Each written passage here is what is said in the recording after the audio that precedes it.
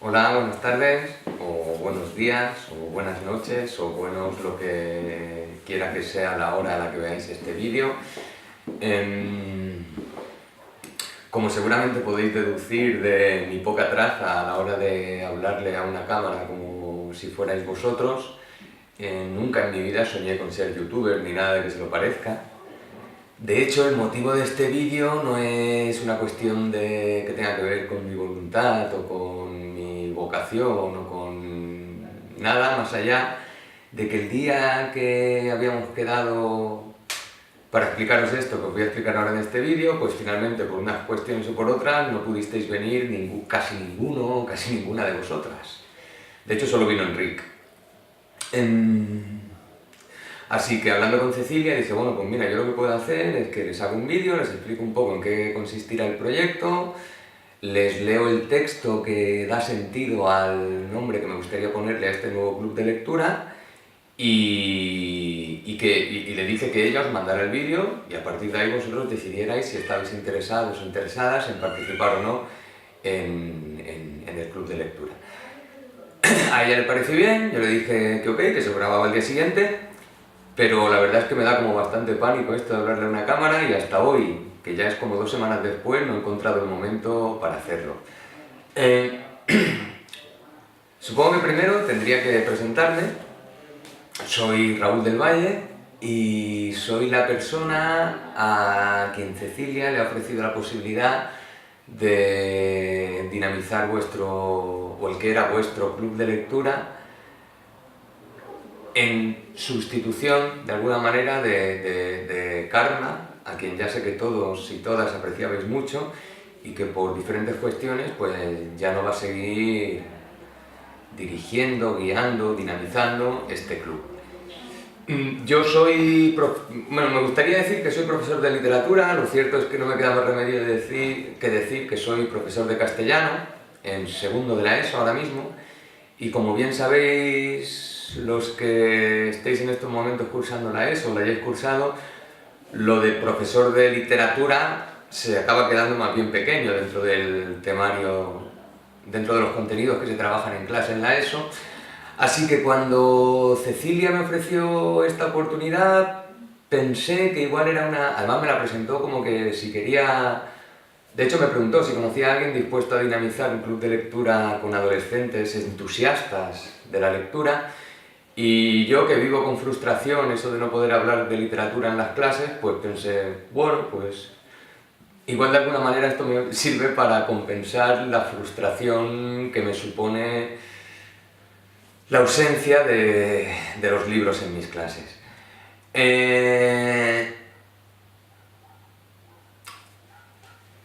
La cuestión prioritaria, o una de las primeras cuestiones que había que plantearse a la hora de heredar, porque supongo que es la palabra correcta, heredar este espacio, el Club de Lectura para Adolescentes del Librerío de La Plata, para adolescentes y jóvenes, era el tema del nombre, porque claro, hasta ahora se había llamado La Caverna. Yo sé que estáis muy contentos de esa denominación, y de hecho a mí también me parece una denominación sugerente, interesante, con referencia... Bueno, que está bien, pero claro, es un club, es una denominación que le puso Karma, y en tanto que ella ahora ya no es quien va a dinamizar este club de lectura, pues había que buscarle un nuevo nombre. Yo le propuse a Cecilia que se podría llamar El Arca de Ivo. Esto a vosotros os debe sonar a chino, de hecho no os debe sonar a nada, y para que sepáis de dónde proviene esta denominación, os voy a leer un pequeño artículo que publicó Santiago Gamboa, que es un escritor colombiano, en El País hace ya 8 o 9 años, en el que se cuenta la historia de Ivo Machado, un poeta portugués a quien de alguna manera me gustaría rendir homenaje con la denominación del Club de Lectura, y cuya historia, que probablemente sea lo más bonito que escuchéis en este vídeo, os paso a leer a continuación. El artículo se titula De poetas y aviadores. La historia que me dispongo a contar es algo triste, y la verdad, no sé por qué voy a contarla ahora y no, por decir algo, dentro de un mes o dentro de un año o nunca.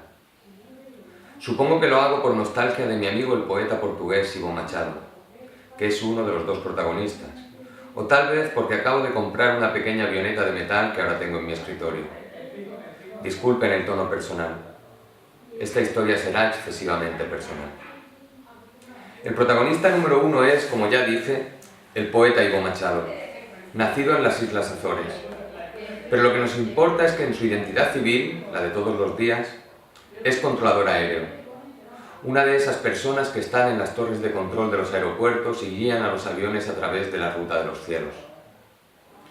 La historia es la siguiente.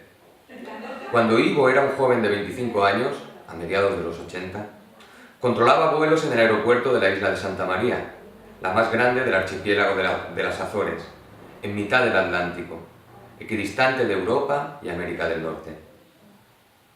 Una noche, al llegar a su trabajo, el jefe le dijo: «Hoy dirigirás un solo avión».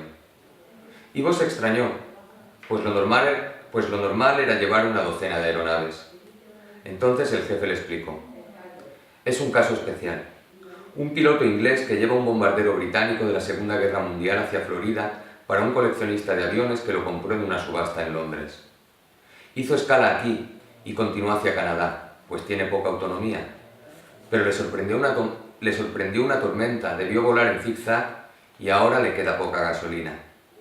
No le alcanza para llegar a Canadá y tampoco para regresar. Caerá al mar».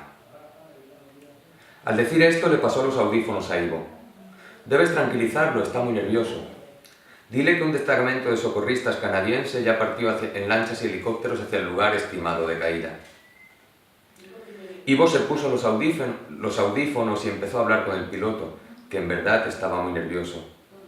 Lo primero que éste quiso saber fue la temperatura del agua y si había tiburones, pero Ivo lo tranquilizó al respecto. No había. Luego empezaron a hablar en tono personal, algo infrecuente entre una torre de control y un aviador. El inglés le preguntó a Ivo qué hacía en la vida, le pidió que le hablara de sus gustos y de sus sentimientos. Ivo dijo que era poeta, y el inglés pidió que recitara algo de memoria. Por suerte, mi amigo recordaba algunos poemas de Walt Whitman y de Coleridge y de Emily Dickinson. Se los dijo y así pasaron un buen rato, comentando los sonetos de la vida y de la muerte y algunos paisajes de la balada del viejo marinero, que Ivo recordaba, donde también un hombre batallaba contra la furia del mundo. Pasó el tiempo y el aviador, ya más tranquilo, le pidió que recitara los suyos propios. Y entonces Ivo, haciendo un esfuerzo, tradujo sus poemas al inglés para decírselos solo a él. Un piloto que luchaba en un viejo bombardero contra una violenta tempestad, en medio de la noche y sobre el océano. La imagen más nítida y aterradora de la soledad. «Noto una tristeza profunda, un cierto descreimiento», le dijo el aviador. Y hablaron de la vida y de los sueños y de la fragilidad de las cosas, y por supuesto del futuro, que no será de la poesía. Hasta que llegó el temido momento en que la aguja de la gasolina sobrepasó el rojo y el bombardero cayó al mar. Cuando esto sucedió, el jefe de la torre de control le dijo a Ivo que se marchara a su casa. Después de una experiencia tan dura, no era bueno que dirigiera otras aeronaves. Al día siguiente, mi amigo supo el desenlace. Los socorristas encontraron el avión intacto, flotando sobre el oleaje, pero el piloto había muerto. Al chocar contra el agua, una parte de la cabina se desprendió y lo golpeó en la nuca. «Ese hombre murió tranquilo», me dice hoy Ivo, «y es por eso que sigo escribiendo poesía». Meses después, la IATA investigó el accidente e Ivo debió escuchar, ante un jurado, la grabación de su charla con el piloto. Lo felicitaron. Fue la única vez en la historia de la aviación en que las frecuencias de una torre de control estuvieron saturadas de versos. El hecho causó buena impresión y poco después Ivo fue trasladado al aeropuerto de Porto. «Aún sueño con su voz», me dice Ivo, y yo lo comprendo, y pienso que siempre se debería escribir de ese modo, como si todas nuestras palabras fueran para un piloto que lucha solo, en medio de la noche, contra una violenta tempestad. Santiago Gamboa, El País, 3 de mayo de 2008. Bueno, este es un artículo que a mí me gusta mucho, la historia que cuenta. De hecho, yo la utilizo en mis clases muchas veces para como por aquello, ¿no?, de que los alumnos en ocasiones tienen la impresión, o creen, o dicen, o expresan que la literatura no sirve para nada, ¿no? Y a mí me gusta ponerlo como ejemplo de hasta qué punto la literatura puede ser el último rastro de humanidad, el último acompañamiento que una persona que camina de forma ineludible hacia la muerte encuentre para poder hacer ese trayecto tranquilo, ¿no? Bueno, la historia me encanta, desde entonces siento una admiración especial por el poeta Ivo Machado, de quien por otro lado nunca he llegado a leer nada. Y bueno, cuando Cecilia me propuso o me pidió que le propusiera un nombre para el club de lectura, yo me acordé de Ivo y le dije que quizá lo podíamos llamar el Arca de Ivo, en el sentido de que un club de lectura no deja de ser un espacio en el que nos reunimos una serie de personas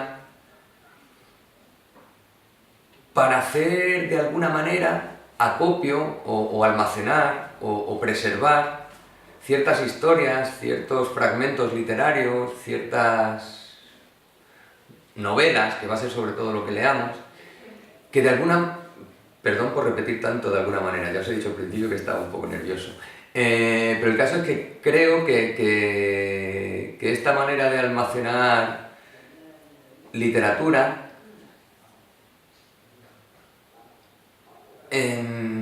bueno, me gusta creer que es una forma de convertirnos nosotros mismos, los participantes en el club, en pequeñas despensas, pequeñas arcas, que si algún día nos encontráramos en la situación de tener que acompañar a una persona, a un piloto que vuela directo hacia la muerte en la más absoluta soledad, pudiéramos hacer servir toda esa literatura aprendida o con la que hemos trabajado para ayudarle a que su tránsito hasta la muerte se produjera con una cierta tranquilidad. No sé si me he explicado demasiado bien. En cualquier caso, si he conseguido que os interese el proyecto, si he conseguido que sintáis curiosidad por estas nuevas reuniones que se van a producir en el Río de la Plata una vez al mes, os digo la obra que va a ser la primera que comentemos en este club, que de momento formamos 2 personas, Enrique y yo, que es Firmin, de Sam Savage. Firmin, F-I-R-M-I-N. La obra la tenéis tanto en catalán como en castellano, y de hecho si alguien se lanza y la quiere leer en su lengua original, que es el inglés, pues no, tampoco habría ningún problema. Eso sí, el comentario lo haremos en castellano o en catalán, la lengua que vosotros prefiráis, porque yo el inglés lo controlo poco. Es una novela cortita, 220 páginas, de un autor estadounidense, Sam Savage, que fue durante toda su vida profesor de filosofía, y que una vez que se jubiló se lanzó a la escritura, y la primera novela que escribió fue este librito, que es como un homenaje a los lectores, pero también a los libreros, a las librerías, a la literatura en general. Es la historia de una rata que nace en una librería, por azares del destino, que un día, que es la más débil de todas sus hermanas y por lo tanto sus hermanas nunca le dejan mamar demasiado bien de la leche de su madre, y el hambre hace que empiece a devorar libros, ¿no?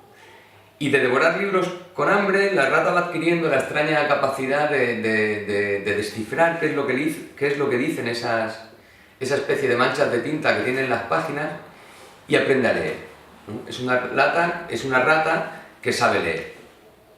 Digamos que una rata de biblioteca, pero en sentido literal, ¿no? Una rata lectora. Y en la novela se cuenta un poco su peripecia como lectora, encerrada en una librería de viejos de un barrio decadente de Boston, que poco a poco se va degradando cada vez más, y me parece un bonito homenaje a las librerías y una manera hermosa de inaugurar un club de lectura.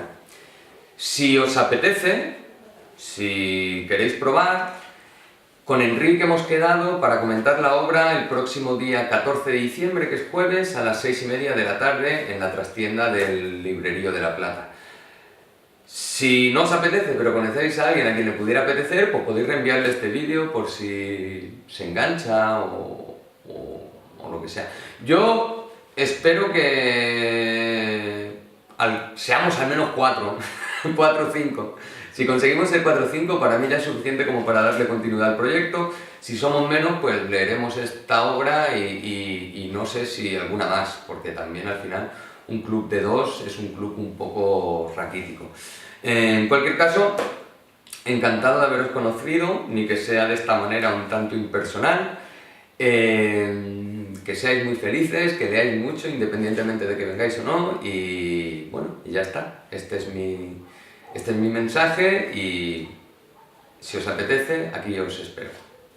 Hasta luego.